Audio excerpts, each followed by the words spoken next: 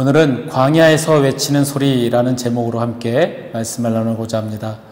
오늘 말씀은 마가복음 1장 1절에서 5절 말씀입니다. 제가 봉독하겠습니다. 하나님의 아들 예수 그리스도의 복음의 시작이라. 선지자 이사야의 글에 보라, 내가 내 사자를 내 앞에 보내노니 그가 내 길을 준비하리라. 광야에 외치는 자의 소리가 있어 이르되 너희는 주의 길을 준비하라. 그의 오실 길을 곧게 하라. 기록된 것과 같이 세례 요한이 광야에 이르러 죄 사함을 받게 하는 회개의 세례를 전파하니 온 유대 지방과 예루살렘 사람들이 다 나아가 자기 죄를 자복하고 요단강에서 그에게 세례를 받더라. 아멘.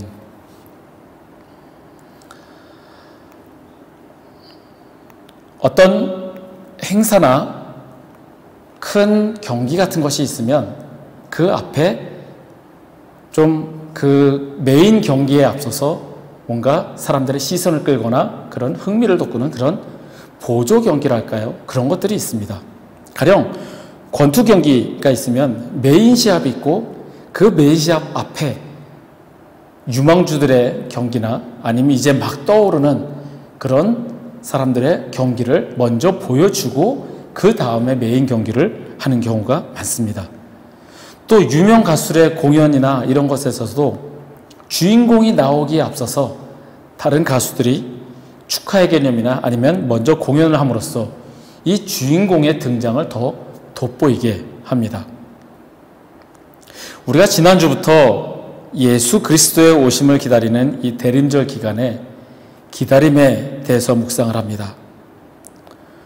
오늘은 예수 그리스도가 등장하기 전 먼저 주님의 오심을 선포하였던 이 세례 요한의 선포에 대해서 함께 묵상하고자 합니다. 세례 요한은 대림절의 본보기와 같습니다. 대림절이 성탄절이 있기 전 4주 동안 그 기다림에 관한 절기인 것처럼 세례 요한은 예수님이 태어나시기 전에 먼저 태어나서 주님의 오심을 선포하고 또한 우리가 응당해야 할 일을 전했기 때문에 그렇습니다.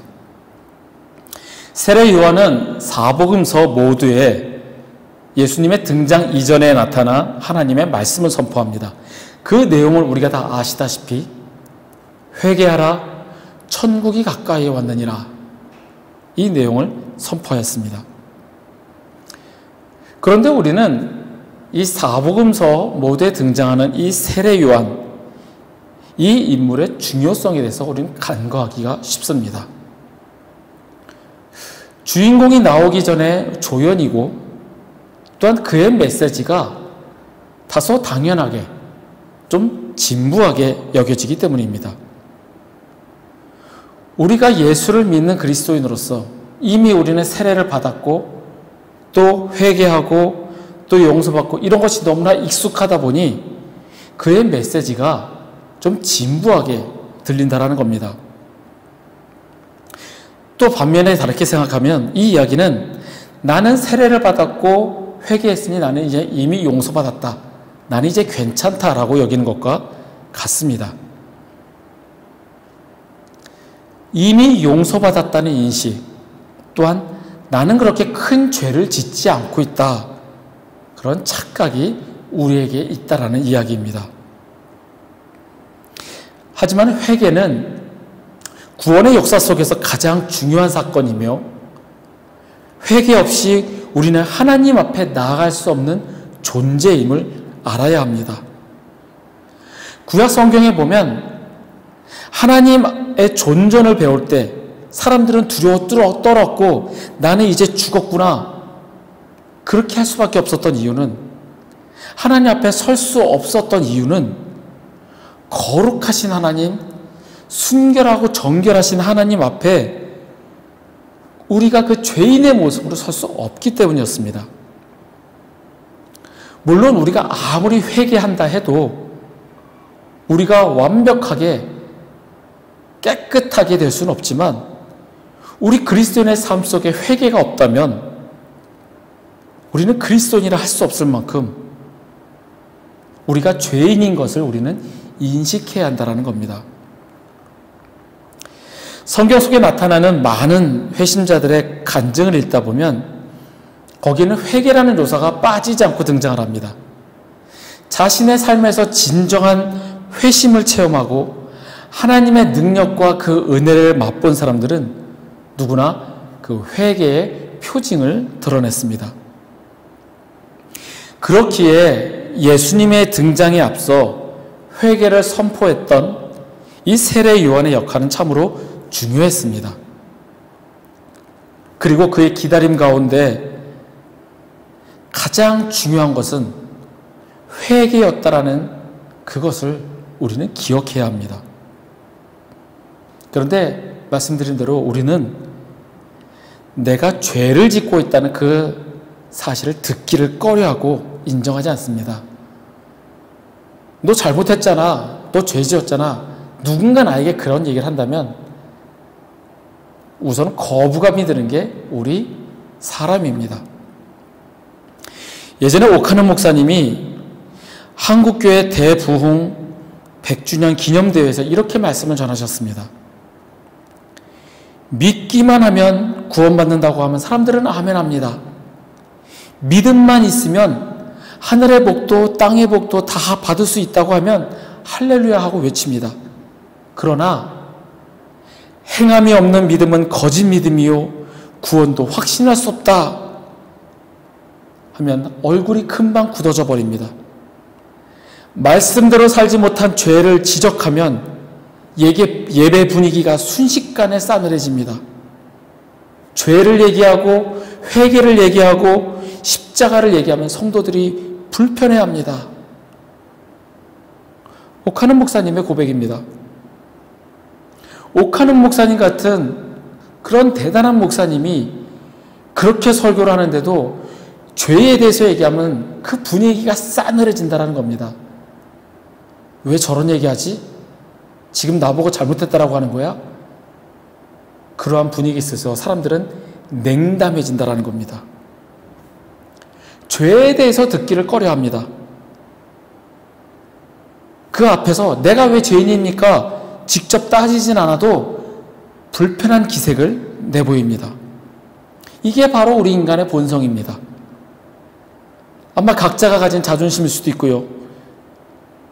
왜 나한테만 그러냐? 불쾌해할 수 있습니다. 죄라고 하면 우리는 사회적으로 큰 범죄를 저지르거나 혹은 사회적 범죄가 아니더라도 하나님이 아닌 우상을 섬기는 죄, 가령 집에 불상을 갖다 놓거나 또는 외국에 가서 어떤 기념품을 샀는데 그 기념품이 그 나라 종교에 관한 것이다 라고 하는 그런 것까지도 우리는 우상을 섬기는 죄라 라고 여기면서 정작 내가 지금 하나님을 우선시하지 않고 다른 무언가를 우선시하는 것을 우상을 섬기는 것이라 생각하지 않습니다. 나는 죄를 짓고 있지 않다라는 그 생각이 우리 속에 가득하다라는 이야기입니다. 성경 속에 등장하는 인물들 중에서 적나라하게 죄를 지은 사람 혹시 누가 떠오르십니까? 많은 하나님의 사람들, 성경 속의 인물들이 죄를 짓고 회개하고 돌아오지만 우리는 다윗을 떠올립니다. 저희 신학교 동기 목사님 중에 한 분의 가정에서 가정 예배를 드릴 때 이 다윗의 이야기가 나오면 그 아이들이 아주 화를 내고 울분을 토한다고 합니다. 너무나 사이가 좋은 정말 아름다운 그 가정인데 다윗을 얘기하면 다윗의 범죄가 떠오르고 어떻게 그런 죄를 지을 수 있냐고 아이들이 아주 안 좋아한다고 합니다. 그런데 우리는 다윗의 불륜, 간통, 간음, 이 간음죄는 또 한국에서 죄라고 이제 여기지도 않지만 그런 죄는 엄청나게 비판을 하면서 내가 주님을 바라보지 않고 하나님의 뜻을 거스르는 것을 우리는 죄라고 생각하지 않습니다. 우리가 회개를 함에 있어서 제일 먼저 알아야 될 것은 내가 죄인임을, 지금도 죄를 짓고 있음을 인식해야 한다는 겁니다. 바로 회개의 첫 번째 단계는 죄의 자각 혹은 나의 죄성에 대한 고백입니다. 즉 내가 죄를 지었다는 그 사실을 깨닫고 시인하는 단계입니다. 내가 죄인임을, 죄를 짓고 있음을 깨닫고 인식하기 위해서는 지금 내 자신을 직시해야 합니다. 하던 일을 멈추고 지금 생각하는 겁니다. 내 자신을 살피라는 이야기입니다. 지금까지 어떻게 살아왔고 어떤 일을 해왔는지, 그리고 지금 어떤 일을 하고 있는지 점검하는 것입니다. 지금 내가 하는 일이 하나님이 기뻐하시는 일인지 하나님이 원하시는 일인지 점검하는 겁니다. 우리가 중고등학생 그 어린 시절에 담배 피고 술 마시는 행위를 나쁘다라고 여겼고 죄라고 생각했습니다. 사회적으로도 그랬습니다. 머리에 피도 안 마는 것들이, 이런 이야기를 하며 담배 피는 청소년들을 어른들을 훈계하고 혼냈습니다. 그런데 성인이 되고 나니 이제는 충분히 해도 되는 일로 허용이 되고, 사회생활을 하려면 당연히 해야 하는 일로 여겨지게 됐습니다. 하지 않고서는 사회생활을 할 수 없다, 그렇게 여기며 조금씩 하는 것 문제가 없다라고 여깁니다. 청년들이 이런 고민을 할 때 여러분들은 어떻게 조언을 해주시겠습니까? 괜찮아, 사회생활 하다 보면 다 그런 거야, 해도 돼 라고 하시겠습니까? 아니면 엄격하게 금지시키고 하지 말아야 된다라고 단호하게 이야기하시겠습니까? 이런 문제로 고민할 때 저의 멘토이셨던 목사님께서 조언해 주신 말씀이 있습니다. 지금 나의 이 행동이 과연 하나님이 기뻐하시는 행동일까 생각하라 였습니다. 예전에 제가 청년부를 담당할 때 청년 중에 한 명이 저에게 이런 고민을 이야기하였습니다. 저는 그때 이렇게 대답을 했습니다. 제가 청년 시절 술, 담배를 안 하는 것을, 그것을 저는 너무나 교만하게 생각했습니다. 나는 저들과 달라. 쟤네들은 교회를 다니면서도 술, 담배 하지만 나는 그렇지 않아. 스스로 고귀한 척, 고상한 척, 나의 믿음이 대단한 척, 너무나도 교만했던 저였습니다. 그러면서 제가 그 청년에게 물었습니다. 술과 담배라는 것이 더 큰 죄일까? 교만이 더 큰 죄일까? 죄의 경중을 하나님께서만 다시 따지시지만 내가 그것이 죄라고 인식이 된다면, 하나님이 기뻐하시지 않는 행위라고 생각한다면 하지 말아야 되는 것이 옳다라고 대답을 했습니다. 그저 담배 피고 술 마시는 그런 문제 말고라도 지금 나의 하는 일이 하나님이 기뻐하시는가 직시하라는 이야기입니다. 사람들의 시선을 생각하지 말고 거울을 보고 생각해 보십시오. 지나온 삶을 돌이켜볼 때 내가 가졌던 생각과 행동, 말들, 그리고 지금 살아가고 있는 삶, 주님이 기뻐하시는가? 자신을 솔직하게 바라보시기 바랍니다. 그러면 우리는 나의 죄를 깨달을 수 있습니다. 지금 내 자신을 솔직하게 바라보시기 바랍니다. 그리고 나의 죄를 인식하시기 바랍니다. 회개의 두 번째 단계는 우리가 저지른 일이 무엇이며 정확히 어떤 것인지 파악하는 단계입니다. 즉, 죄가 무엇인지, 무엇이 죄인지 알아야 한다는 겁니다. 내가 죄인이 아니라고 생각하는 이유는 내가 법적인 처벌을 받을 만큼 큰 죄를 저지르지 않았기 때문입니다. 솔직히 우리 가운데 감옥에 갈 만한 죄를 지은 사람들은 많지 않습니다. 남의 것을 훔치거나 무슨 사기를 치거나 불륜을 저지르거나, 이제는 간통죄가 폐지되었으니 이것도 처벌을 받지 않죠. 그러니 죄라고 여기질 않는 거죠. 그런 강력한 범죄 말고는 불법적인 일을 저지르지 않는 한 죄라고 생각하지 않습니다. 하지만 성경에서는 죄는 인간이 하나님의 계획과 다른 길로 가는 것이라고 말씀합니다. 하나님께서 우리 인간을 흠없는 존재로 지으셨고 그에 걸맞게 살아가도록 하셨습니다. 하지만 우리는 다른 사람을 시기하고 질투합니다. 나에게 잘못한 사람을 저주하고 다른 사람이 칭찬받으면 배 아파합니다.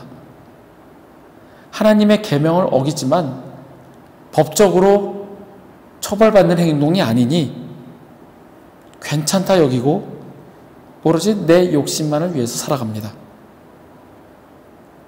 우리의 일상생활 가운데 이런 것들이 지속되고 있다는 것은 우리에게 향하신 하나님의 계획과는 무관하게 살아가고 있음을 의미합니다.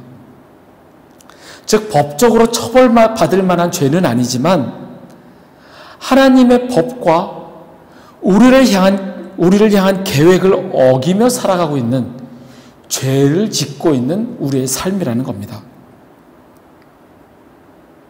지금 내가 죄를 짓고 있는지 그 사실을 알아야 합니다. 범죄만이 죄가 아니라 하나님 앞에서 부끄럽다면 그것이 바로 죄입니다.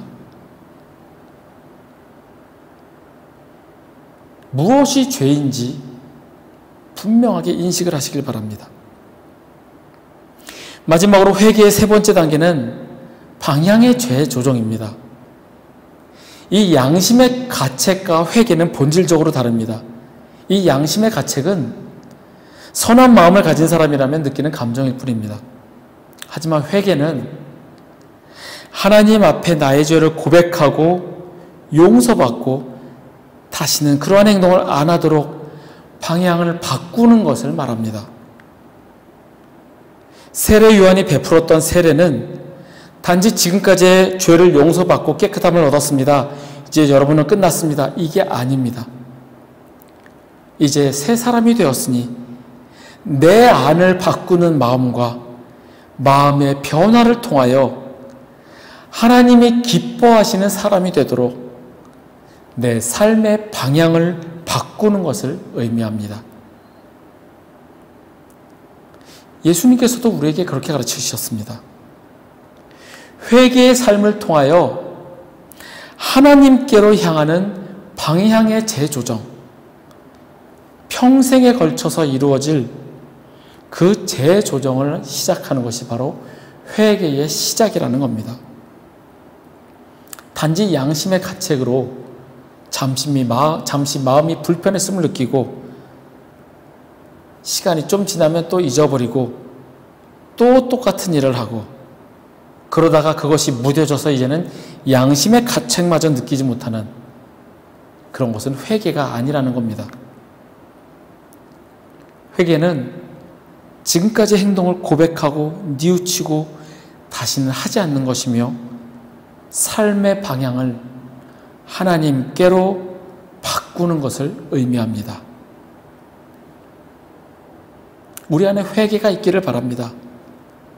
세례 요한이 예수님의 오심을 기다리며 선포하였던 것은 회개하라였습니다. 그 단순한 말 같지만 우리 안에 회개가 있어야 우리가 그리스도인이라 할 수 있습니다. 우리 안에 회개가 있어야 우리에게 구원이 있습니다. 이 대림절 기간 주님의 오심을 기다리며 회개하며 내 삶의 방향을 오직 주님께로 향하고 나의 삶의 방향을 재조정하시길 바랍니다. 그것이 우리가 이 대림절 기간 주님의 오심을 기다리며 이 시간을 보내는 올바른 방법입니다. 말씀을 정리하겠습니다. 먼저 내가 죄인임을 인식하고 깨달으시길 바랍니다. 법적으로 처벌받을 행동을 하지 않았다고 해서 내가 죄를 짓지 않은 것이 아닙니다.